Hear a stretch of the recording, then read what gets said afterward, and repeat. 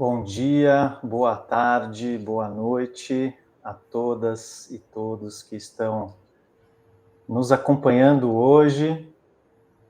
Estou aqui com a Carla Porcino para falar de um tema muito importante, fundamental, interessante, que é publicidade regenerativa.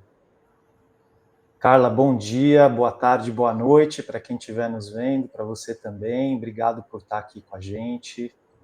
Oi, Paulo. Olá a todos que estão aí do outro lado. E muito obrigada pelo convite, pela oportunidade da gente conversar e tentar levantar um pouquinho de ideias sobre o que pode vir a ser essa publicidade regenerativa. Obrigada mesmo. Fazendo desde já um disclaimer, né?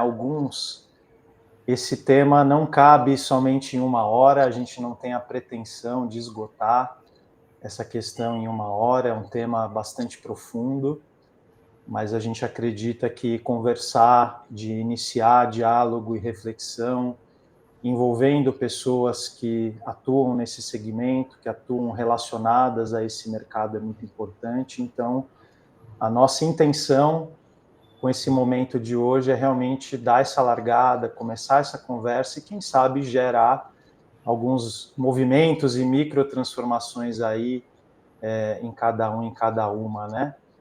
A partir dessa conversa.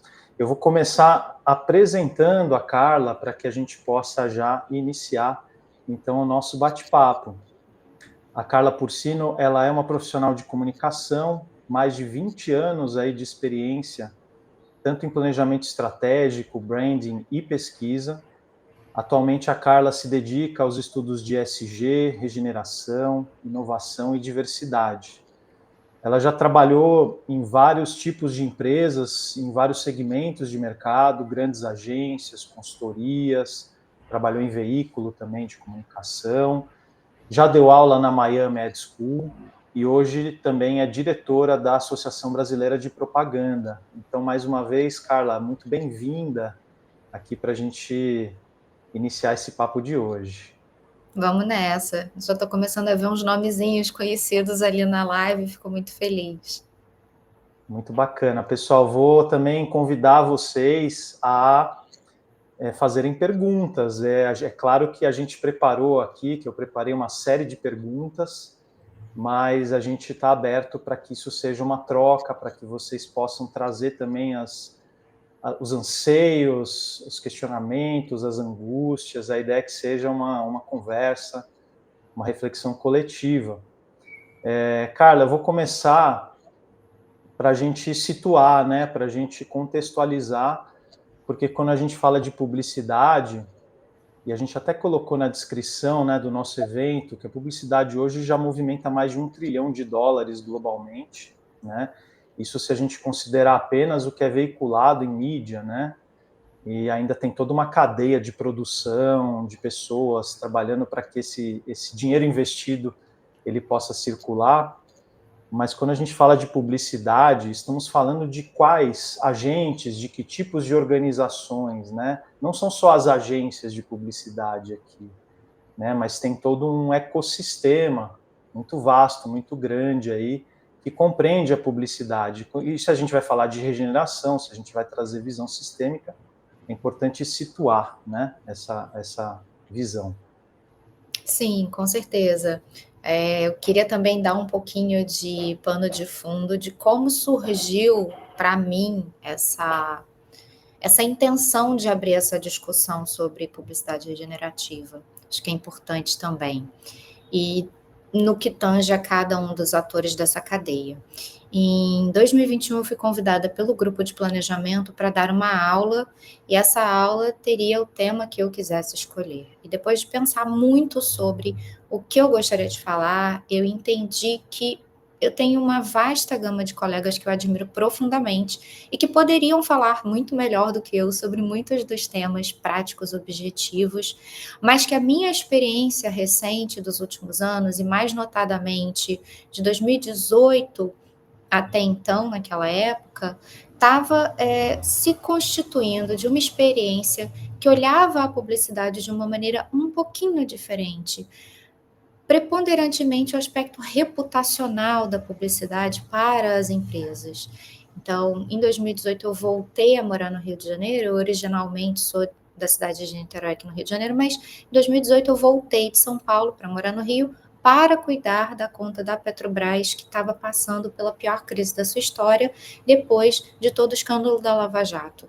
E ali eu entendi duas coisas. Primeiro, que a publicidade de serviços ou produtos e até mesmo a publicidade institucional não está totalmente descolada das práticas reputacionais que, via de regra, até então, são muito feitas pelas áreas de comunicação corporativa, pelas áreas de relações públicas e pela área de imprensa. Então, eu entendi que, na verdade, a gente precisa também ter uma observação e uma leitura holística das mensagens que cada empresa emite no mundo. Não dá para a gente olhar de uma maneira a comunicação institucional e de uma maneira a comunicação de produtos e serviços. E eu já vinha trabalhando em alguns projetos também paralelos a esse atendimento dessa conta, que observavam o trabalho de ONGs, o trabalho do Sistema B.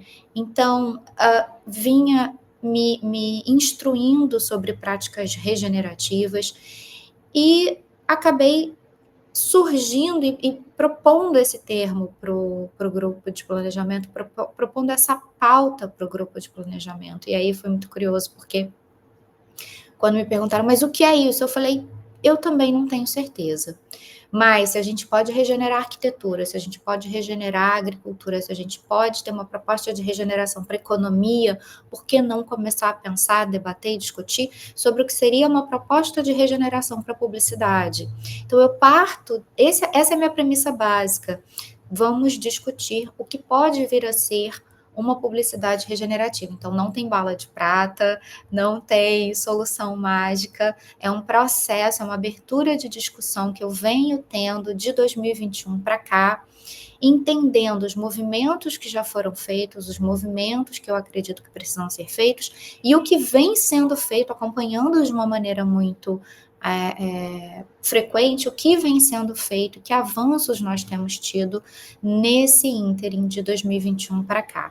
Então, acho que é por isso realmente que eu tenho me proposto, sempre que eu posso, a falar sobre essa temática, a espalhar essa palavra de um olhar regenerativo para a publicidade, não apenas e principalmente não apenas para as mensagens que a gente emite para o mundo, porque eu acho que é um pensamento de dupla hélice, então, como se fosse uma molécula de DNA. Então, tem uma hélice que é sobre o que a gente fala, mas tem uma hélice também que é para dentro, e aí sim, olhando toda essa cadeia, todos os agentes envolvidos, como a gente se transforma, como a gente incorpora critérios que vêm sendo tão debatidos na sociedade, como as pautas de ESG e de regeneração. E aí, Carla, bom você dar esse contexto, né? Porque você mesma comentou, né? A gente está falando de PR, a gente está falando de reputação. Então, quando a gente pensa publicidade, não é só agência, né? A gente tem as empresas. Você comentou o caso de uma empresa que você veio a trabalhar porque você foi voltar a morar no Rio de Janeiro e você teve esse desafio, né? Também num contexto e num momento bem delicado dessa empresa. Então, quando a gente fala de publicidade, quando a gente fala de regeneração, a gente ter bem delineado, né, o que é a mensagem, né, da porta para fora, vamos chamar assim, a regeneração da porta para dentro, que é a lição de casa, e também os diferentes agentes e as diferentes agentes desse mercado, né, produtoras, agências, empresas, veículos, creators, né, creator economy virou um segmento de mercado bastante relevante também para comunicação e marketing, né? Então a gente tem esse contexto. E a gente fala muito de regeneração, é uma palavra que está bastante em voga, né? Provavelmente quando você trouxe essa provocação para o grupo de planejamento, ela não estava tão hypada como está hoje. Hoje você vê assim, e acho que nós temos essa mania, eu falo nós porque eu também sou publicitário, atuo no mercado há muito tempo, sou dirigente de agência, então a gente tem essa coisa de pegar um termo, usufruir desse termo, muitas vezes até tirar a essência desse termo e dá outro significado e depois a gente esvazia, joga fora em busca do próximo grande termo, né? E a gente sente isso com o termo ESG, e sente isso também com regeneração e sustentabilidade. Mas eu acho que vale pontuar, né? A gente tem hoje um contexto de mundo que muito se fala, o ESG, sustentabilidade, diversidade, isso aqui, isso já foi, ou isso a gente já trabalhou, né? A gente vê muitos executivos e executivas falando e dando as suas opiniões, mas acho que vale a gente contextualizar, né? As três grandes fases, né? Degeneração, sustentabilidade e regeneração, né? Muitos especialistas falam que sustentar ou compensar não é o suficiente, né? A gente só sustentar o que está posto, o sistema vigente, ou a gente só compensar as emissões de carbono numa conta puramente matemática, ou a gente só compensar as questões humanas também numa conta muito de eficiência, não é o suficiente de fato, né? Então, traz um pouquinho para a gente, para a audiência, o que você entende dessas três grandes etapas e onde que você acredita que nós estamos aí como indústria, como agentes de comunicação, marketing e publicidade. Bom, a má notícia é que a gente está engatinhando. A boa notícia é que se a gente engatinha, dá para aprender a andar. Então, na minha leitura, a gente está realmente num momento ainda bastante inicial ou iniciante. O que eu percebo que talvez nos dê essa ilusão de ter caminhado alguma coisa foi um movimento recente, e aí recente da última década, das pautas identitárias. Mas essas pautas identitárias, elas acabaram, como você bem disse, sendo mastigadas e cuspidas pelo discurso publicitário, porque elas acabaram servindo não exatamente a um processo de transformação, mas sim a um processo de ganho do capital. Então, a gente esqueceu que movimentos de identidade deveriam ser movimentos políticos coletivos, e ele acabou sendo cooptado e absorvido por um discurso neoliberal. E aqui eu vou pedir a liberdade de usar algumas referências a questões políticas, porque na minha visão de mundo, na minha vivência e na minha leitura de mundo, tudo é político.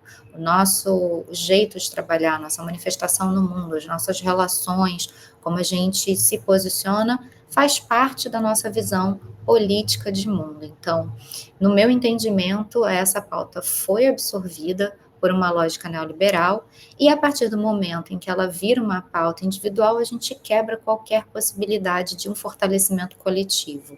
Então, hoje, na medida em que os movimentos políticos internacionais, e é sempre também importante a gente não ter uma leitura só de Brasil, e sim ter uma leitura global, na medida em que esses movimentos começam a questionar os movimentos identitários, muito rapidamente a indústria de comunicação fez aí o seu retrocesso. Não deixando de responder ao que você me perguntou, o que eu acredito como diferenciação entre a sustentabilidade, o ESG e a regeneração? Quando a gente está falando de ESG, é muito importante que a gente leve em conta que ESG é sobre negócios, é sobre como a gente dá materialidade de continuação a um negócio, caso esse negócio seja suficientemente inteligente a ponto de entender e de absorver que ele não existe isoladamente do que acontece no mundo. Então, se uma empresa, um banco quer prosperar, e por que eu estou usando o exemplo de um banco? Porque essa semana saiu o relatório de ESG e de toda a nova estratégia ESG do Itaú, que é um banco para o qual eu já ofereci consultoria também na área de narrativas de marca e narrativas dentro do ESG. Se esse banco entende que para ele continuar potente, forte, rico e ganhando dinheiro, ele precisa olhar para questões que são ambientais, porque elas impactam na perenidade do negócio dele. Precisa olhar para questões sociais, porque elas impactam na perenidade do negócio deles. E precisa olhar para a governança.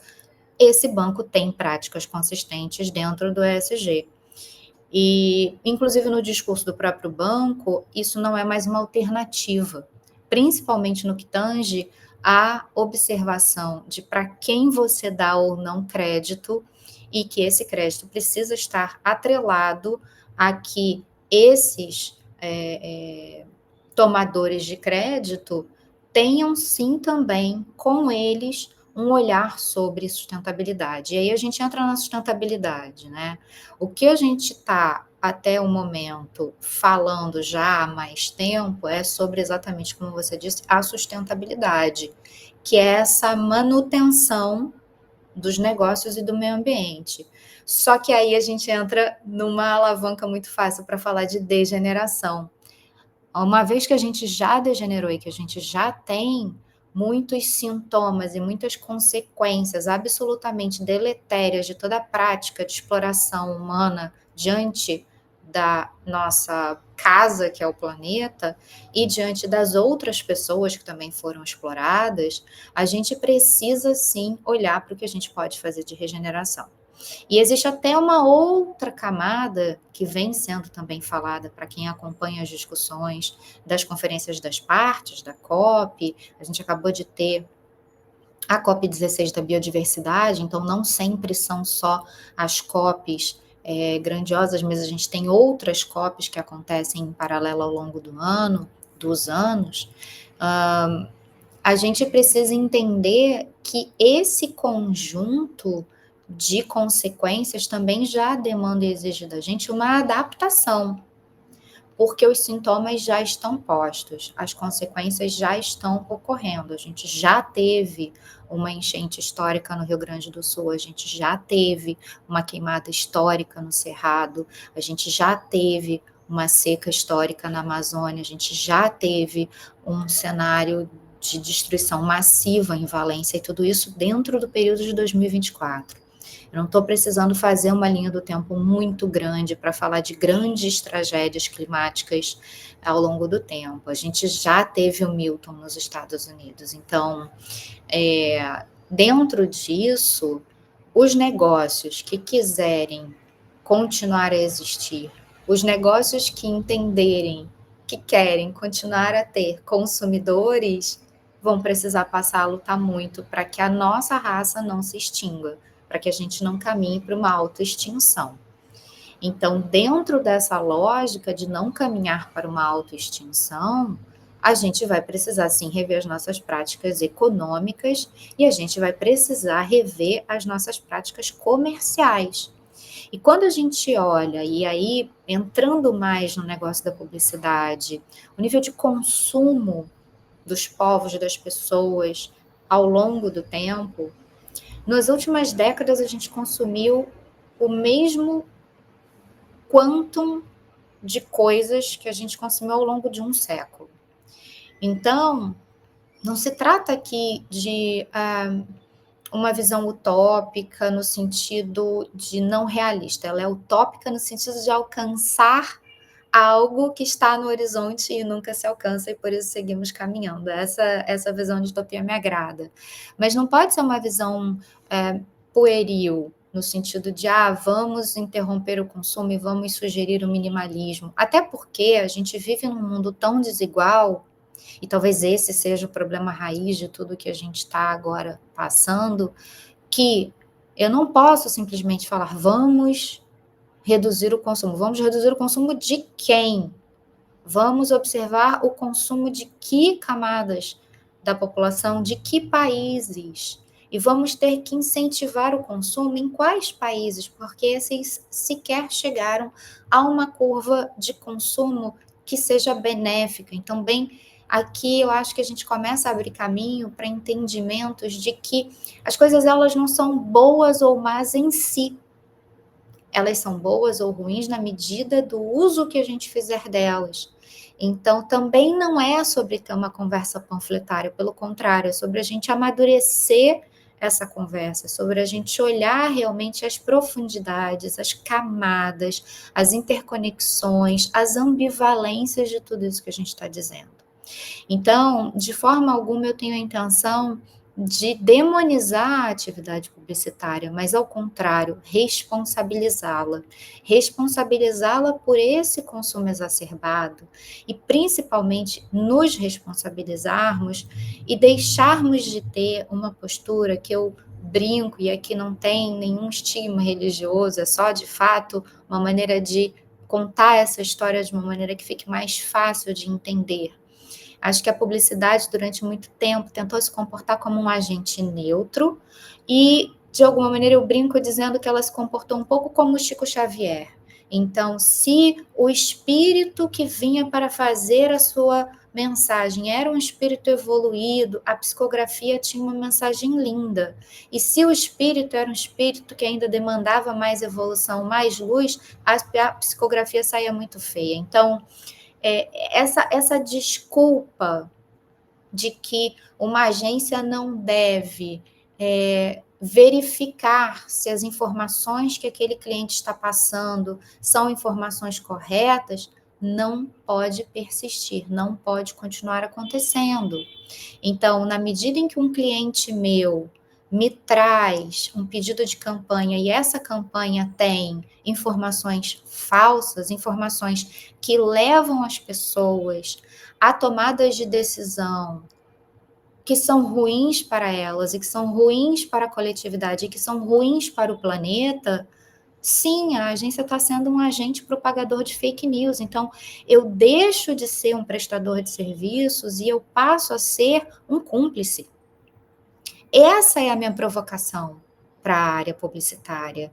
Queremos ser cúmplices, por exemplo, de uma campanha na qual uma grande empresa do ramo de óleo e gás, só para fazer um paralelo, porque acabei, que comecei por falar um pouco dessa minha experiência, mas é correto uma agência de publicidade fazer uma campanha, ganhar prêmios com uma campanha que fala de uma das maiores petroleiras do mundo e dizendo que ela está tendo práticas de modificação da sua planta energética, quando, na verdade, os próprios acionistas dessa petroleira entram em ação contra ela, dizendo que ela não está seguindo os seus planejamentos de mudança de planta energética, quando o próprio presidente da companhia alega que vai mudar a planta de investimentos. Então, o que a publicidade tem a ver com isso? Algum dirigente ou algum publicitário criativo pode dizer, eu não tenho nada a ver com isso, não.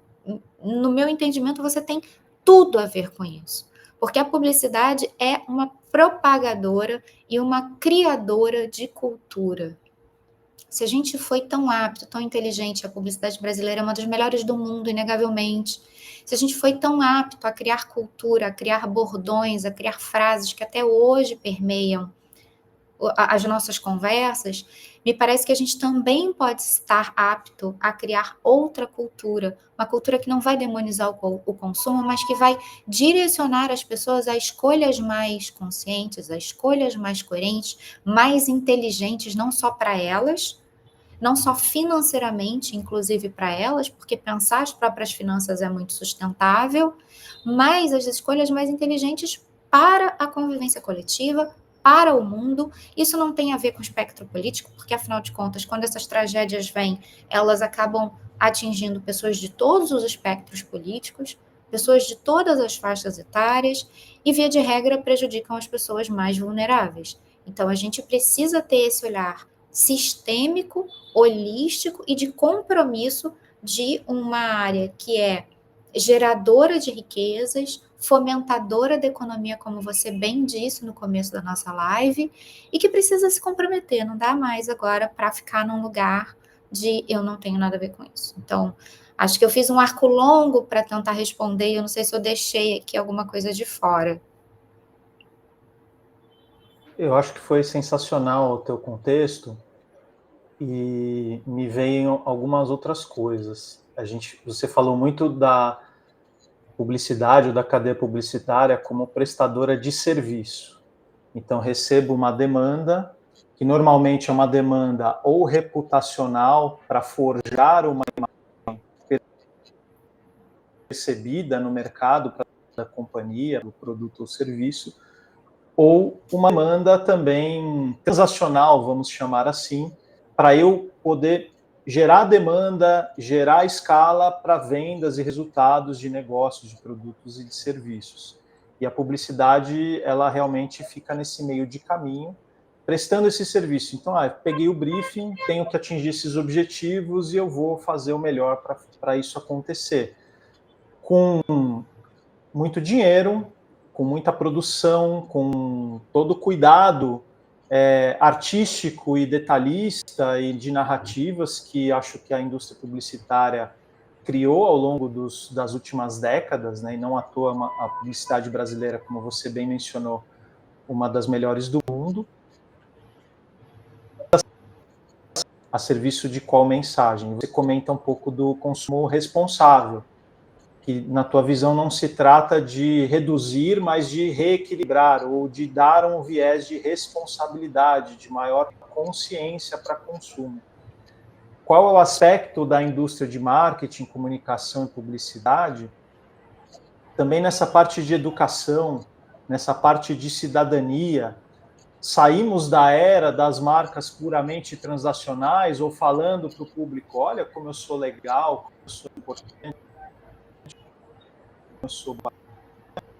E em de maior cidadania, de maior ação, de maior cuidado, tudo que a gente tem comentado até agora?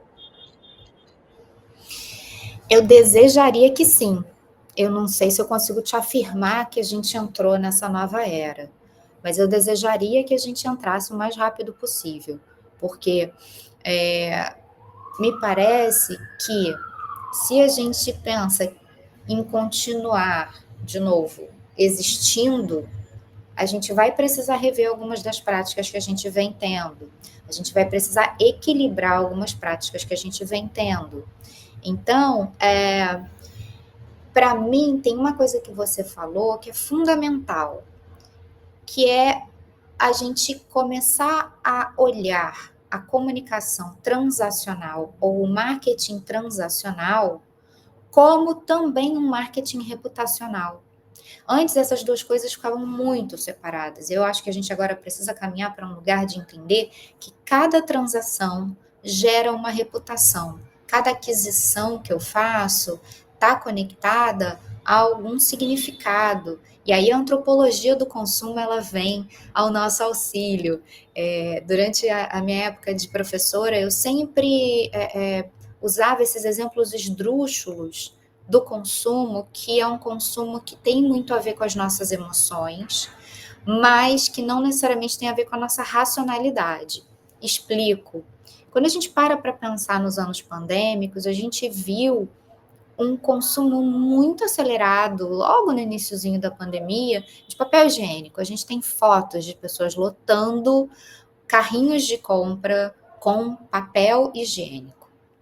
E aí a gente se perguntava, mas por que isso? Eu não vou me estender, mas além de toda essa gama de estudos que eu gosto e dos quais eu sou muito próxima, eu também sou uma pessoa conectada com a área da psicanálise. E a psicanálise pode dar uma longa explicação do porquê do papel higiênico, mas na explicação curta é busca por segurança. Então, acho que é muito importante a gente entender que nem todo consumo, aliás, quase nenhum consumo na era atual, ele vem de uma sustentação racional ou lógica, mas muito mais de uma demanda emocional. Então, na pandemia, a gente teve um aumento vertiginoso de compras. As pessoas compraram muito na pandemia. Também porque estavam ali se sentindo inseguras. Estava todo mundo dentro de casa. Você estava precisando comprar o que mesmo, além de comida, itens básicos, itens de limpeza, mas não foi isso o que se deu. As pessoas realmente passaram a consumir muito durante a pandemia. E qual é a notícia ruim? Esse nível altíssimo de consumo, ele se perpetuou. A gente está consumindo muito na pós-pandemia. E aí, eu acho que é interessante a gente entender quais são as causas subjacentes, culturais, emocionais, que estão nos levando a esse panorama. No início desse ano eu participei de um outro, na verdade a gente está aqui numa live, mas eu participei de um podcast com Galileu Nogueira, que é o Branding em Tudo. E nele eu mencionei que a gente ia passar por um ano muito definidor do que viria, né? Por causa dessa série de eleições em muitos e muitos países. Então, as empresas, de alguma maneira, elas estavam um pouco reticentes na sua tomada de decisão, esperando o resultado dessas eleições. No dia de hoje, no dia dessa live, a gente tem o resultado da eleição americana com a vitória do Donald Trump. Então, a gente pode esperar um governo mais conservador, a gente pode esperar algumas posturas do Donald Trump com relação a essas pautas de diversidade, a essas pautas mais progressistas, num sentido de retrocesso. No entanto, isso significa que essa nossa conversa também deva retroceder? Não é o que me parece que, ao contrário, é o momento da gente fincar bandeiras e continuar conversando, mas sempre dentro de um campo da diplomacia. Uma coisa que eu acredito que a gente aprendeu, e dentro da própria publicidade aprendeu a duras penas, é que a conversa panfletária não funciona. A gente precisa ir para um lugar de uma conversa madura. Então, quando a gente fala sobre essa junção do transacional com o reputacional, a gente está olhando realmente para o quê? Para a perenidade dessas companhias. A gente está olhando para que elas possam ser empresas que se construam dentro de uma narrativa ESG verdadeira e não apenas panfletária. Marcelo Aquilino disse assim: o quanto esse tipo de posição mais consciente por parte dos anunciantes e agências depende de novas leis ou apenas de bom senso e de mais discussões por parte das associações já existentes no mercado. Eu te diria que, na minha visão, depende de um conjunto de coisas. Novas leis, a questão das casas de aposta, a questão das bets. Isso, para mim, é uma pauta absolutamente urgente dentro do campo da publicidade, que fala muito com esse nosso tópico, apesar de poder parecer que não. Mas aqui, para mim, é uma questão legal. A gente efetivamente precisa regulamentar essa situação. Bom senso, tudo que fica no bom senso entra no campo do subjetivo. Então, pode ser que a gente tenha avanços em alguns campos, com algumas pessoas, com algumas empresas, com outras não. Então, para isso servem as leis, para a gente entender qual é o pacto coletivo que a gente quer sobre aquilo. E com relação à autorregulação do mercado, com as leis já existentes, eu vejo uma certa ambiguidade e uma certa ambivalência nessas associações que a gente tem hoje. Porque se, por um lado, a gente tem um CONAR que atua muitíssimo bem para algumas questões, para outras eu ainda o vejo muito tímido. E eu vejo muito tímido, por exemplo, na própria questão das bets, ou vejo muito tímido no que a gente tem de campanhas de óleo e gás e de outros segmentos da sociedade que a gente já, outros segmentos do empresariado, melhor dizendo, que a gente já entendeu que tem um impacto tão grande na sociedade e nas pautas que são ambientais e etc. E aí vou dar um paralelo. A gente já vem tendo alguns países da Europa onde está sendo discutida a regulamentação para que empresas de óleo e gás não possam anunciar. Nós já passamos por isso aqui no passado recente, não tem tantas décadas assim, com relação à indústria do cigarro. A gente esse ano teve toda uma reforma tributária que aumentou a taxação sobre bebidas alcoólicas. Eu atendi até muito recentemente esse segmento. Então, acho que as coisas elas precisam caminhar, Marcelo, num conjunto entre as associações, os organismos de autorregulação, as leis e a fé no bom senso, né? Aí a gente entra no campo da fé. A Lara Freitas, ela tá lá pelo Instagram e ela trouxe um comentário, né, sobre os profissionais assumirem também papéis de educadores, né, e educadoras, né, a gente não só ser propagadores e propagadoras de mensagem, de construção de reputação muito bem forjada, mas de também ter esse viés de educação, de educador, né, acho que isso é uma observação importante que vale deixar aqui também, né. Sim, sim. E aí eu acho que também tem uma autocrítica que eu acho super importante de ser feita, que é a forma, né? A publicidade ela é muito boa em construir narrativas de convencimento.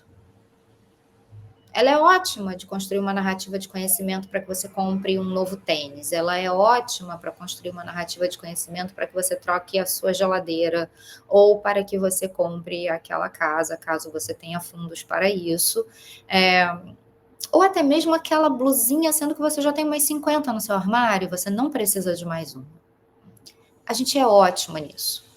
E aí, para mim, vem um grande nó de uma questão que me atormenta às noites, que é por que nós não estamos sendo tão bons em criar essas narrativas dentro dos nossos ambientes de trabalho ou com os nossos clientes, no sentido de uma tomada de consciência e de uma mudança, da geração de uma mudança ou de um encaminhamento para uma mudança. Será que, de fato, os dirigentes de hoje querem essa mudança? Será que eles estão minimamente conscientes de que sim, eles até podem continuar tendo ganhos exorbitantes e explorando o status quo para que as agências sejam superavitárias e deem resultados para os grupos estrangeiros, mas que isso não necessariamente vai garantir uma vida boa para os seus filhos ou para os seus netos, porque eles vão viver num mundo colapsado. Então, esse, para mim, é um grande nó. Em que ponto a gente está sendo incompetente, e uso essa palavra com convicção, para ser esses educadores? Acho que a gente também precisa fazer esse autoexame de qual é a narrativa que a gente precisa implementar para essa geração de consciência, essa mudança, esse turnaround. Então, não acho que a gente foi muito bem sucedido até aqui. Pareceu que a gente estava sendo bem sucedido, só que não. Carolina Parisotto, como fazer essas provocações se os clientes estão cada vez mais conservadores? Carolina, voltando ao que eu disse sobre o caldo cultural e sobre as emoções das pessoas, eu entendo que as pessoas estão se tornando conservadoras porque elas estão com medo. Elas também estão com medo. E aí, abrindo aqui um pouco a cozinha, o Paulo, antes da gente entrar na live de fato, mencionou o Satish Kumar, e o Paulo pode falar muito melhor do Satish do que eu, mas é uma pessoa muito interessante para a gente entender sob o ponto de vista de forma de ver o mundo. E o Satish, ele fala sobre amor radical. A gente se polarizou muito e não acredito, né? Eu sei, vocês sabem também que as redes sociais e a sua programação algorítmica teve um papel fundamental negativamente em fazer com que, na medida em que a gente ouvisse, visse e interagisse cada vez mais com aquilo que replicava a maneira como a gente pensava, a gente foi se polarizando, a gente foi tendo visões mais extremadas de mundo. O que a gente tem como desafio na minha leitura hoje é entender o que nos une, qual é o campo comum, porque nesse campo comum é onde o diálogo vai ser possível. Essas pessoas que estão cada vez mais conservadoras, elas também querem uma família feliz, elas também querem um mundo melhor. A maneira de chegar nesse mundo melhor é que talvez divirja. E eu acho que é aí que a gente precisa entender como a gente vai conseguir gerar esse diálogo, como a gente gera esse acordo. E talvez não seja da maneira como a gente quer, não seja o nosso mundo ideal.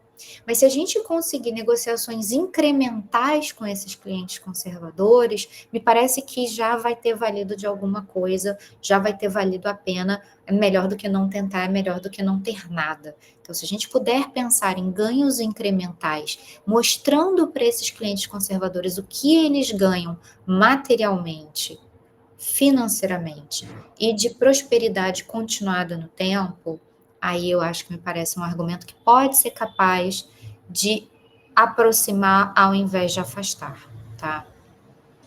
quando a gente fala de impacto, né, eu acho que tem um grande dilema e uma angústia, que tipo de impacto a gente está falando? A gente logo pensa em questões muito grandes, em sistêmicas, em impactos em milhões, em bilhões de pessoas. Mas eu digo que tem muita oportunidade de melhoria incremental, como você bem colocou, no nosso entorno. Às vezes é uma relação de saúde mental com as equipes, uma relação mais transparente, mais positiva. Às vezes é uma questão de um projeto socioambiental que é possível, de repente, de levantar, de gerar valor através disso. Às vezes é uma palestra, uma consultoria que você pode oferecer dentro da organização que você presta serviço para plantar uma semente e uma reflexão.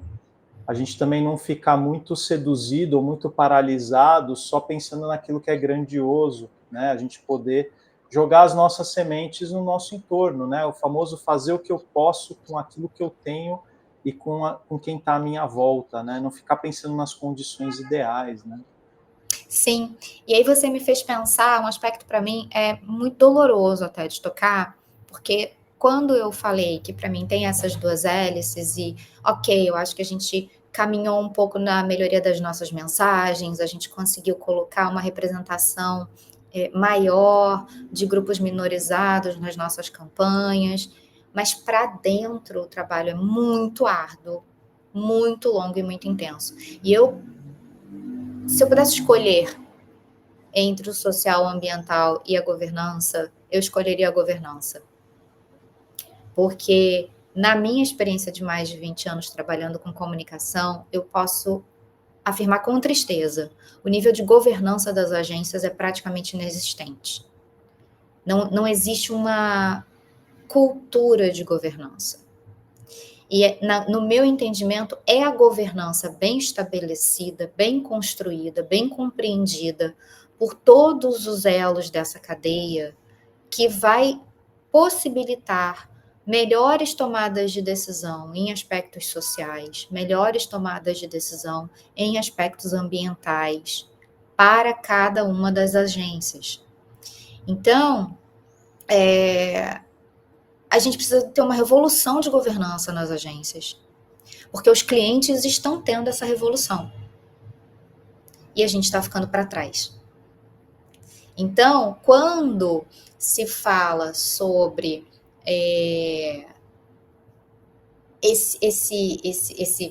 quando o Itaú fala, né, claramente na live deles e nas reportagens, não terá negócio no futuro que não olhe para a pauta ESG, é uma das maiores instituições financeiras do mundo dizendo isso, sendo que justamente era o mercado financeiro que até então parecia ser mais resistente a isso.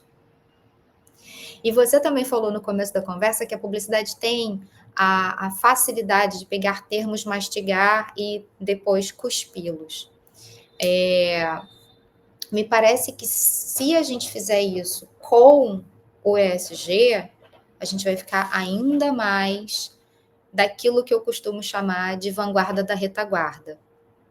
O que eu chamo de vanguarda da retaguarda? A publicidade ela é formidável para fazer coisas chegarem na massa quando elas já passaram pelo abismo. E aí quem gosta de curva de adoção, né, que é uma coisa que a gente fala muito nas aulas e tudo mais, se a gente pegar a curva de adoção de inovações, você tem ali os early adopters, você tem os inovadores, mas você tem um fosso para depois essa curva de inovação entrar na massa. Então, a publicidade, geralmente, ela fica ali esperando para ver o que vai passar do fosso, porque é ali que ela vai ganhar dinheiro anunciando. Então, acho que a gente também tem que tomar essa responsabilidade de ajudar que essa pauta passe desse fosso, porque isso não é só algo que diga respeito aos negócios dos nossos clientes. Se os nossos clientes não prosperarem, se os nossos clientes não tiverem sustentabilidade, nós também não teremos. Então, é uma cadeia lógica de comprometimento e de implicação. Nós também estamos implicados nessa conversa. Acho que não tem como a gente não trazer a questão econômica para a mesa, né? Tá até pegando um comentário aqui do Franklin, que fala que não existe uma discussão séria sobre sustentabilidade e mudanças climáticas, que não passe por pautas como desaceleração do consumo, decrescimento econômico, etc. O Satish fala muito de uma economia regenerativa, né? O Satish ele fala muito de uma nova trindade que vai além, né, da trindade vigente que hoje é mercado, dinheiro e materialismo. E ele fala de uma trindade que é o solo, a alma e a sociedade, quase que uma reconexão nossa com aquilo que importa. Porque, de fato, se o planeta, que é quem nos dá a vida e nos permite a vida, e o mesmo oxigênio que nós respiramos é o mesmo oxigênio que as outras espécies que a gente subjuga também respira, que a fauna e a flora também utiliza para os seus processos vitais, nós não somos tão especiais assim como a gente acha, né? Mas a questão é essa, assim, não tem economia pujante para falar o linguajar corporativo, não tem crescimento econômico se não houver capacidade e condições para a vida prosperar. Então, de fato, Franklin, não é que eu acho que assim não demos a entender que o consumo não é importante. Eu acho que a gente acredita que o consumo é muito importante, um consumo responsável, eventualmente sim um decrescimento, mas acho que o que a Carla trouxe é uma questão do ajuste. Por exemplo, os Estados Unidos eles consomem o equivalente a 5 planetas Terras por ano. O Brasil consome o equivalente a 1,7 planetas Terras por ano. Quem está consumindo mais? Quem está extraindo mais? Todos precisam se reajustar, porque 5 e 1,7 não resolve o problema, né? A gente, para falar de sustentabilidade, é 1 para 1. Se a gente está no cheque especial, a gente ainda tem muita lição de casa para fazer. Então, o Satish fala muito dessa questão da economia regenerativa, que passa pelo ponto que você colocou da questão cultural, da questão de visão de mundo, que você trouxe a priorização da governança, dos valores, né? Então, se eu enxergo um mundo onde o crescimento econômico é mais importante que todo o resto, o resultado de curto prazo é mais importante que todo o resto, talvez até vou, durante 1, 2 anos, gerar esse resultado. Mas ao passo que uma emergência climática no Rio Grande do Sul influencia 5% do nosso PIB e tantos bilhões de reais, ao passo que todas essas catástrofes, esses desastres, eles geram também prejuízos econômicos, eu acho que a coisa começa a ficar mais emaranhada, começa a ficar mais complexa. Então não é uma situação, mas eu acho que a questão econômica, ela é uma linguagem que a gente precisa saber falar com o mundo corporativo também. A gente precisa Sim. saber, como comunicadores, mostrar para os agentes de negócio, para os agentes econômicos, que é uma discussão sobre negócio também. Porque é melhor você ter um negócio que prospere do que um negócio que vai crescer durante um ano e depois vai desabar, né? Sim, e aí eu não sei se o Franklin estava já com a gente aqui. Aliás, obrigada, Franklin, que bom que você está aqui. Quando a gente fala sobre redução de consumo, é redução de consumo para quem? Então, também mencionei que a gente ia falar sobre política, e aí eu acho que tem uma questão gigantesca de pano de fundo, que é sobre desigualdade social. Enquanto a gente está com esse nível de consumo nos Estados Unidos, a gente tem países na África que ainda não conseguiram ter um nível mínimo de consumo. Então, toda essa lógica precisa ser revista. É claro que eu estou falando de algo que aí está muito mais amplo do que a publicidade, mas são coisas que estão interconectadas também. Se a gente for parar para pensar que a gente já tem uma produção de alimentos suficiente e que a gente desperdiça, se não me engano, 1/3 de tudo que é plantado, de tudo que é produzido, porque isso se perde no transporte, porque isso não é bem aproveitado, porque isso se perde no armazenamento. Então, a gente tem um nível de produtividade de alimentos imenso. Tá lindo. Mas esse alimento, ele chega onde ele tem que chegar? Ele é descartado? que adianta eu aumentar a minha produtividade ano após ano se não está chegando nas pessoas que precisa chegar? Então, acho que, para mim, a discussão está aí, em termos de modelo de negócios e em termos de modelo de economia.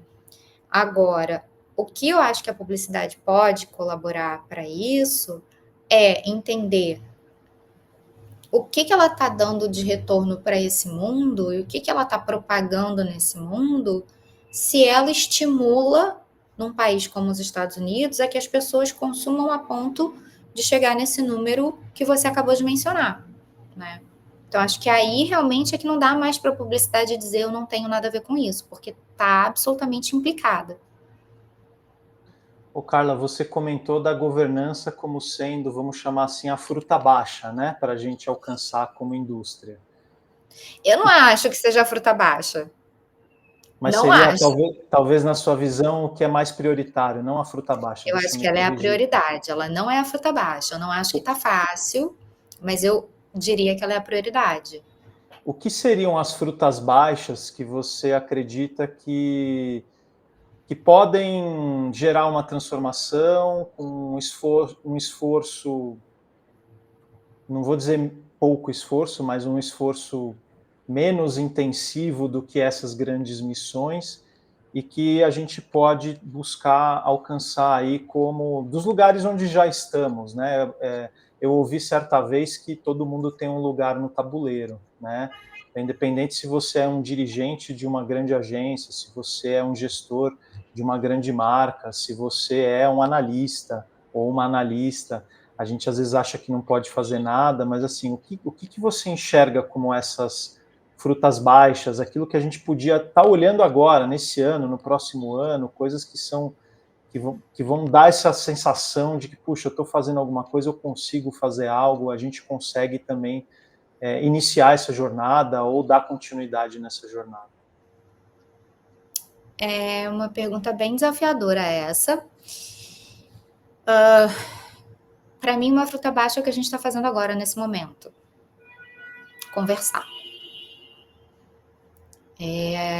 Conversar de uma maneira desarmada, conversar incluindo as pessoas que estão colocando questões aqui na live, e tentando dialogar com elas na maneira que a live permite. Então, eu sou uma defensora ferrenha do diálogo, entendendo que a gente também precisa reformular a nossa compreensão sobre diálogo. O que eu vejo que aconteceu nos últimos anos foi pessoas querendo conversar apenas com quem reproduzia o eco dos seus próprios pensamentos. Isso não é um diálogo. Aí a gente precisa voltar lá na teoria da filosofia para entender que um diálogo ele se faz de uma tese, uma antítese, em busca de uma síntese. Por tudo isso que a gente já falou ao longo da nossa conversa, a gente se eximiu e a gente veio se precavendo a dar a cara para a antítese. Se a gente quiser gerar alguma síntese com esse diálogo, a gente vai ter que ir em busca de quem pensa de maneira diferente da gente. A gente vai ter que ir em busca dessa antítese. E chamar essas pessoas para uma conversa, seja dentro de uma sala de reunião, seja numa apresentação com o cliente, seja numa mesa de bar com os nossos companheiros de trabalho. Então, acho que a primeira fruta baixa é a conversa. É a autoanálise de como eu melhoro o meu discurso para que ele possa ser melhor compreendido por quem pensa diferente de mim. Para mim, esse é o primeiro exercício que a gente precisa fazer. Senão a gente não vai caminhar um passo. O segundo passo, que já é ousado em si, está dentro de casa. No que vem a gente tem uma copy. O que a gente tem de reflexão para essa copy? As agências já estão coalhadas de briefings, de campanhas para a copy. Essas agências, elas estão preparadas para falar sobre isso? Quantas pessoas dentro da minha agência eu tenho que sejam capacitadas em ESG, que sejam capacitadas em sustentabilidade, que entendam sobre ODS? Então, acredito que tem um longo caminho formativo dessas pautas dentro das agências. Assim, abrindo um pouco a cozinha, eu já fui chamada de professoral, porque eu estava explicando para um criativo o que eram as ODSs. E não foi por esse criativo, ele estava super feliz. Eu fui repreendida por um colega meu. Então, a gente ainda tem níveis muito básicos para caminhar. Mas eu acredito que a gente comece a caminhar através do diálogo, a gente comece a caminhar através de jornadas formativas para entender que papel é esse que a gente pode ter daqui para frente, como a gente pode remodelar o modus operandi, porque não é só o modo de pensar das agências, mas também o modus operandi. Nessa pesquisa que eu venho fazendo ao longo desses últimos anos, eu vejo, por exemplo, fornecedores, e aí voltando para a questão que você falou lá no comecinho de que a cadeia é longa, mas já existem fornecedores que pensam tintas mais ecológicas para fazer o out of home. Out of homes que são construções mais ecológicas, que são painéis solares, ou que são feitos de materiais mais sustentáveis. Então, quando eu falo que a coisa pode ser olhada em cada micro detalhe, é nesse sentido. E também é nesse sentido que o Brasil está tão atrasado, mas com uma potência de liderar essa discussão que é bárbara. A gente tem uma diversidade ainda, uma diversidade, né, biológica, a gente tem uma biodiversidade, a gente ainda tem um contingente de florestas preservado muito alto quando a gente pega para comparar com a Europa e com outros lugares. Então, se a gente deixar passar essa oportunidade de liderança, não só no discurso, mas numa liderança prática, e eu acredito muito no comprometimento do corpo. Então, para mim, tem uma coisa que é muito tangível dos meus anos de militância política. É totalmente diferente quando você vai para a rua e você caminha. Você está implicando o seu corpo naquela questão, você está implicando o seu corpo naquela causa, a sua voz. Então, eu não consigo deixar de ser quem eu sou. Eu sou essa pessoa que teve um passado de militância política, eu tenho as minhas causas. Eu fui à ECO 92, quando eu tinha 14 anos. Então, são coisas que me atravessaram o peito, me atravessaram a alma, tanto o sutil quanto o real, o material. Então, acho que esse caldo que compõe a minha maneira de fazer publicidade, de pensar publicidade, também é resultado dessas vivências nas quais eu coloquei o meu corpo. Então, talvez a fruta basta seja convidar as pessoas a colocarem seus corpos, colocarem as suas almas, colocarem os seus corações em direção a essa transformação que é urgente, ela é emergencial. Quando a gente fala sobre emergência climática, a gente está falando de algo que é emergencial. Então, também se implicar nessa conversa, começar a dialogar com quem pensa diferente e puxar isso para si, me parece que é assim o botão de emergência que a gente tem que apertar na parede. Eu queria aproveitar porque tem muito a ver com o que você está falando, né, sobre o diálogo, sobre essa abertura, sobre a gente encontrar essa unidade na diversidade, né, mesmo a diversidade não só de cor, de raça, de gênero, mas a diversidade ideológica, de opiniões, né, e esse livro do Satish, que é o Amor Radical, que é um livro incrível, tem em português pela Bamboal Editora, é um livro fácil de ler, com capítulos curtos e com lições profundas. E tem também um filme que está em cartaz aqui no Brasil, que é o Amor Radical, sobre o legado e a vida do Satish Kumar, que é um pacifista, que é um ativista dessa transformação, é um ativista do diálogo. Por isso que a gente tem falado tanto dele, porque eu tenho vivenciado as ideias dele também aqui nessas últimas semanas e meses. E eu queria aproveitar, Carla, que a Liu falou uma coisa super interessante, que eu acho que conecta com o que que você estava trazendo agora. Ela fala sobre coragem, né? Como as narrativas sobre coragem e movimentos coletivos podem dar conta de enfrentar esse medo que você comentou, né, das pessoas, das empresas, esse individualismo versus os resultados imediatos, né, que a gente tem que buscar. Então, essa questão da coragem também, que eu gosto muito, é que a gente até falava na pré-live também, né? Não sei se você quer comentar um pouquinho sobre isso, achei um comentário muito interessante. Primeiro, eu quero mandar um beijo para o Liu. Liu, obrigada por você estar aqui, meu amigo. Obrigada. Você me honra muito com a tua presença e com a tua fala. E eu, enfim, coragem é agir com o coração. Então, acho que a coragem ela vem quando você não consegue mais escapar de quem você é. Mesmo que sua voz trema, mesmo que isso possa te causar um desafeto, mesmo que isso possa fazer com que alguém diga que você é professoral, como disseram para mim, mas eu estava ali agindo com coragem, eu estava ali agindo com convicção. Então, me parece que na medida em que a gente tem esse entendimento da necessidade de gerar o diálogo e de se expor ao diálogo, porque, de novo, ouvir o próprio eco não vai gerar desconforto, não vai gerar reprimenda. O que vai gerar reprimenda e o que vai gerar desconforto para, inclusive, nós mesmos, é quando a gente atravessar a rua para conversar com quem pensa diferente, de ouvir o que a gente talvez não goste de ouvir, aquilo que nos machuque em alguma instância. E aí, eu acho que é um pouco a coisa do guerreiro corajoso, que está agindo com o coração. Eu estou fazendo isso a serviço de quê? Eu estou fazendo isso a serviço do meu ego, aí fica mais fácil desistir.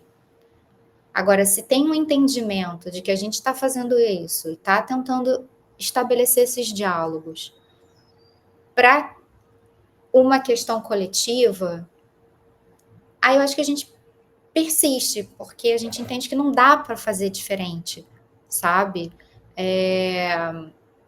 E, de novo, em alguns momentos pode dar muito errado, mas em outros também pode dar muito certo. Eu tive um imenso aprendizado esse ano, na medida em que eu fui convidada para uma consultoria para um cliente de um tema que tangenciava pautas muito delicadas. E a minha primeira reação foi negar. Não tenho interesse em me envolver com esse assunto, com essa pauta, com esse cliente. Mas na medida em que eu coloquei o que eu pensava na primeira reunião, e esse cliente falou: ótimo, é justamente esse tipo de pessoa que eu preciso ter aqui, uma pessoa que provoque o pensamento divergente e que abra a cabeça da gente para lugares que a gente ainda não está conseguindo olhar, ou que para a gente não sejam tão óbvios e que para você já são tão óbvios. Vem para cá, é isso que a gente precisa. E desde então, num processo de meses, a gente tem tido ganhos e a gente tem conseguido fazer viradas incríveis. Então, também partir do pressuposto de que as pessoas estão sempre invernizadas e impenetráveis pode fazer com que a gente não corra riscos. Mas qual é o maior risco que a gente vai correr se a gente não agir? A gente vai correr o risco de que nada mude e de que as coisas estejam cada vez mais à mercê dessas pautas e dessas lideranças e dessas formas de agir no mundo que a gente está entendendo que não vão trazer transformação. Então, diante desses riscos, se a gente pensar economicamente aqui, teoria de riscos, qual é o risco maior se a gente não fizer nada e qual é o risco que a gente corre se a gente fizer alguma coisa? Então, acho que para mim está um pouco aí, assim. Até pegando um comentário do Wagner Andrade também que deixou aqui, que ele fala que a gente está diante de uma oportunidade real e também de um grande dilema, né? Que é aquela coisa, o tamanho do problema é também o tamanho da oportunidade. E a gente acredita que todo segmento, seja publicitário, não publicitário, todo tipo de negócio tem oportunidade de melhoria, de gerar um menor impacto ou de seja sair da degeneração para um viés mais sustentável, seja partir para uma regeneração de fato, né? Então tem oportunidade tá posta, né? A gente tem ela por todos os lados. O mesmo tamanho do dilema é o tamanho da oportunidade também, né? E o Wagner pode muito bem falar sobre isso, porque o Wagner vem participando desse movimento, vem fazendo de uma maneira muito tangível uma transformação no mundo com a empresa que ele tem, junto com a Fê. Então, Parabéns pelo que vocês têm feito, Wagner. Sou muito, muito apreciadora do trabalho de vocês. E acho que Qual que é a sim, empresa? Conta aí pra gente, para dar menos um palco para quem está. lixo. Maravilha, a Fê Cortez, grande querida também, muito legal, bacana. Sim, Menos um lixo é sensacional. Tá aqui com o Dudu Lima também, que é um grande parceiro. Dudu Lima, que é um dos sócios da Sustente, junto com o Alexandre também, e que fala, né, trabalha muito o segmento audiovisual, e a gente tem feito, o Dudu, grande parceiro nosso também, para essa parte de trazer a sustentabilidade e a regeneração para os processos audiovisuais, né? Eventos e audiovisual carrega muita pegada negativa de impacto ambiental, social, mental também, né? Então tem um potencial gigantesco quando a gente fala de fruta baixa, de também atuar nesses segmentos específicos que têm grandes ganhos se às vezes você faz algumas iniciativas que não vão onerar, né? Não vão trazer impacto financeiro para a cadeia, mas vão trazer um impacto positivo muito grande também. E de fato o Dudu coloca aqui que ainda ele percebe que falta conhecimento sobre governança, sobre SG, sobre ODS, né? Só corroborando um pouquinho com o que você falou da questão formativa, né, Carla? sem dúvida. E aí eu acho que tem exemplos positivos para a gente mencionar, mas que ainda estão distantes do campo da publicidade, desse ecossistema, porque a publicidade ela é muito autorreferente, né? Acho que essa também é uma das críticas que a gente precisa fazer. Publicitário anda com publicitário, fica uma coisa ali meio, né, desenvolvimento em cativeiro, assim. Então, vai para o South by Southwest, vai para o Web Summit, vai para o Collision e para vários outros eventos de inovação, mas dificilmente cruza essa ponte para conversar com quem está fazendo inovação em outras áreas do mundo, em outras questões do mundo. Eu acho que fazer essa expansão de mundos e não ficar só ali na Câmara de Eco também é importante para a gente, né? Então, tem os multiplicadores do Sistema B, que é um programa que eu aprecio muito, acho super relevante esse programa, mas acho que agora é a hora também da gente entender como que essas agências podem incorporar isso. E aí não é pegar, como a gente viu alguns anos atrás, de uma maneira simplória, e falar, eu tenho aqui um líder de ISD. Não é sobre isso. Não é Tem sobre que isso. entrar na cultura inteira da agência, né? Da Exatamente, empresa, que quer sobre que a seja. transversalidade do tema em todas as esferas de atuação daquela agência, daquele fornecedor, daquela empresa de audiovisual. Então, as jornadas diárias de 12, 18 horas, elas fazem jus a uma lógica de sustentabilidade, de regeneração, de não, né? Então, acho que esses acordos eles precisam ser revistos todos, em todas essas esferas. Pagamentos a 180 dias, né? Mesma regra para quem é um grande fornecedor ou para quem é um freelancer, né, por exemplo. Tem essa Nossa, questão também. esse é maravilhoso, porque isso foi pauta de consultorias das quais eu participei, felizmente foi pauta. Porque é isso, por um lado, fazendo campanha dizendo que você fomenta o microempreendedor, que você quer que a mulher seja empreendedora, que você tem programas, etc. Mas aí, na hora que você quer contratar um fornecedor desses, você inviabiliza o negócio dele, porque você não paga num prazo hábil para alguém que não tem colchão financeiro, como uma mega corporação, sabe? Então, essa é uma fruta baixa. Total. Revisitar os seus prazos de pagamento de acordo com o porte do teu fornecedor. Isso não é tão difícil de fazer. Eu não estou dizendo para pagar rápido a todas as empresas, mas avalia o porte econômico do teu fornecedor, qual é o tamanho do seu fornecedor. E aí você redesenha a tua mesa de compras, você redesenha a sua mesa de negociação. Isso, para mim, é uma fruta baixa. Às vezes Que, até inclusive, criar. Perdão, pode terminar. nada, que inclusive pode beneficiar as próprias agências. A gente hoje também tem um mercado muito concentrado em grandes grupos, e a gente vê um movimento de pequenas boutiques criativas emergindo, mas que com certeza estão tendo dificuldade de negociar frente a essas outras grandes agências que têm colchão financeiro de grupos internacionais. Então, é do interesse coletivo revisitar essas questões. Às vezes até criar mecanismos financeiros, né, para que esses menores possam, às vezes, ter uma antecipação de recebível e que possa incrementar lá 3, 4, 5% no preço, sem ficar também espremendo, né, para dar desconto e ainda pagar. Então, tem vários mecanismos. Acho que isso é uma questão que vale citar, porque fica muito por trás dos bastidores, né? A Sim. gente tem também a questão das lideranças femininas, né, Carla? A gente teve agora uma pesquisa recente do Observatório da Diversidade na Propaganda, 24% de CEOs mulheres ainda na indústria publicitária, nas agências, né? Então, a Caroline Amanda, que foi uma das nossas convidadas aqui da nossa segunda live, falou uma coisa super interessante, que as mulheres, na visão dos povos primeiros, dos povos originários, sempre foram as decodificadoras dos mistérios e da natureza. E num dado momento isso saiu de cena, né? Lá atrás ainda.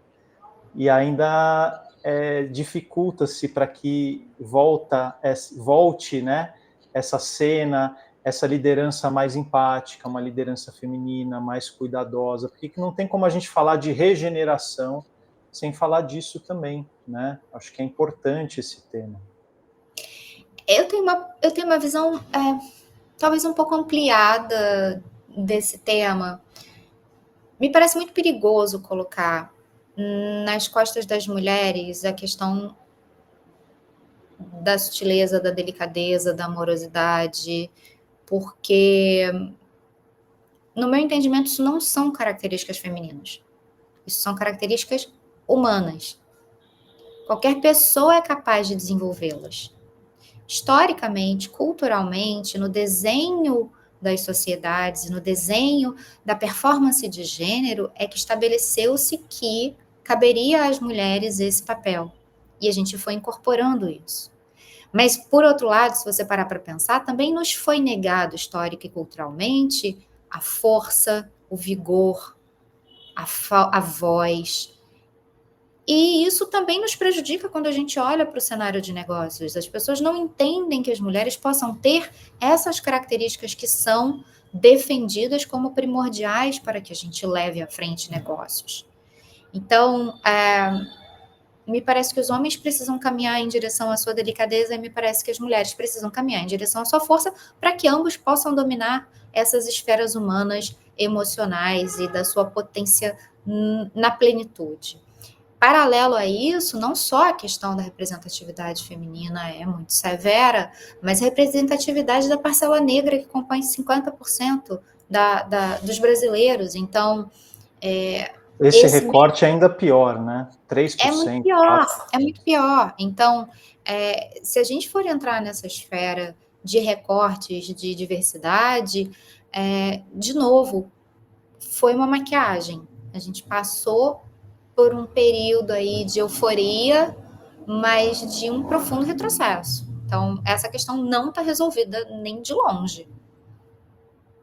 Eu nem diria que essa é uma fruta baixa, essa é uma fruta necessária de se colher, independente da altura que ela tiver. E concordo contigo, acho que temos todos e todas, tanto a energia feminina e masculina, e isso ao longo da história foi trabalhado, né, de forma distinta, com esse estigma, com essa priorização também de uma energia masculina, vigorosa, que subjugou até os outros aspectos, e acho que a gente precisa equilibrar. A gente está, infelizmente, né, poderíamos ficar mais 2, 3 horas aqui, mas isso é legal porque tem muito assunto, tem muito caldo. Eu queria, antes da gente terminar, entrar num tema que foi um tema que percorreu a nossa conversa ao longo dessa 1h15 aqui que a gente está junto, e que acho que exemplifica muito bem a questão da força e da contraforça. a questão da necessidade do diálogo, a questão da necessidade da gente fazer o que está à nossa volta, o que a gente é capaz de fazer, e também de batalhar e de ter uma vigilância sobre aspectos mais macro. Vou tocar no segmento das bets. Você escreveu recentemente um artigo para Fast Company Brasil, recomendo para quem ainda não leu, que leia, entre lá na Fast Company, tem um artigo maravilhoso da Carla sobre essa questão.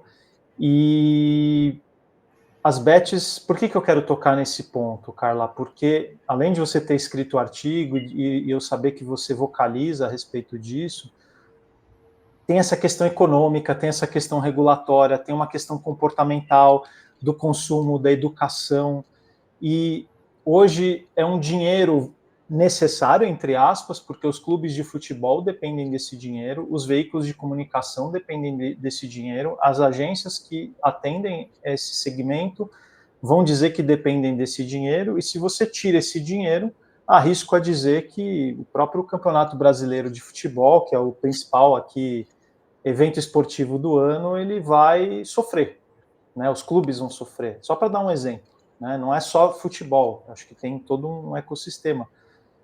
Mas qual que é a tua leitura sobre isso, né? Precisamos também dialogar sobre isso, não é só falar, isso aqui serve, isso aqui não serve. Aconteceu. Nos últimos anos, a coisa entrou. Veio o financiamento, veio o dinheiro, e agora a gente se pega refém disso. Quem pode escolher, quem não pode escolher, o que é preciso regulamentar, o que é preciso educar, como lidar com isso de uma forma positiva. É possível? Né? E qual que é o nosso papel nisso? Sim, para mim, essa questão das bets é muito delicada, é muito séria. Para mim, a questão das bets é uma coisa imperativa. A gente precisa ter uma conversa de adultos sobre a regulamentação das bets. E uma conversa em que talvez, em algum âmbito, elas precisem perder parte dos seus ganhos ou direcionar parte dos seus ganhos para programas que melhorem a população, que melhorem a sociedade. Então, o Brasil é um país jogador, o Brasil tem as loterias federais, a gente faz a fezinha, a gente aposta na cena, a gente faz a mega da virada, a gente tem uma história muito, enfim, rica até de mitologias com o jogo do bicho e de violências com o jogo do bicho. Não é à toa que a gente tem aí séries para quem quiser ver, quem puder assistir, sobre essa contravenção, que sequer se chamou de crime, né? Então, é uma coisa tão ambígua na nossa sociedade que a gente nem classifica o jogo do bicho como crime, ele é uma contravenção. Então, as bets, elas se tornaram uma realidade, mas acho que teve um silêncio muito grande sobre o que elas vieram fazendo nos últimos anos, porque foi o que você falou, todo mundo estava ganhando dinheiro e não era pouco dinheiro, era muito dinheiro. E aí a gente pode entrar em outras discussões sobre o Campeonato Brasileiro não existiria, ele existia antes da entrada das bets, talvez num patamar menos aviltante em termos de riqueza, mas ele existia. Então, acho que a primeira discussão é essa. A gente se reajustaria, a gente saberia existir de uma outra maneira. Mas, considerando que é uma realidade, que elas estão postas, me parece que a gente precisa encarar o poder deletério, prejudicial para as pessoas do vício em apostas, assim como a gente teve uma conversa séria sobre o efeito deletério sobre as pessoas do vício em cigarros, assim como a gente precisa ter, a meu ver, ainda uma discussão séria sobre o efeito das bebidas alcoólicas na sociedade. Então, se existem regulamentações publicitárias sobre esses segmentos, porque entendeu-se que anunciar de maneira indiscriminada esse tipo de negócio causaria males para a sociedade, as bets não podem ficar de fora disso. Então, como fazer isso se elas patrocinam a camisa dos jogadores, se elas estão ali nas placas de campo? A gente vai começar a ter que discutir isso, porque os danos já estão presentes. A gente já tem laboratório de atendimento a viciados em jogos na USP, em São Paulo, na Faculdade de Medicina, que estão falando muito. Gente, olhem para isso. Não é só sobre um prejuízo financeiro, é sobre um prejuízo de outra ordem que essas pessoas estão tendo. A gente está tendo esgarçamento de tecido social. O problema da bet no Brasil foi o crescimento galopante que teve frente à realidade das bets em outros países. E fora as bets, a gente tem a questão dos cassinos online, do jogo do tigrinho, que aí também se intercruza com a questão da não regulamentação do mercado de influenciadores e de creators no Brasil, que também se intercruza com a necessidade de regulação das big techs, que se intercruza com a questão de fake news, que se intercruza com tantas outras. Então, a gente está falando de uma questão multifatorial, mas especificamente no caso das bets, me parece que a gente precisa ter uma taxação pesada nas que quiserem operar e que essa taxação seja revertida para projetos sociais de educação, de recuperação dessas pessoas que sofrem com o vício em jogos, de projetos, inclusive, na área do próprio esporte.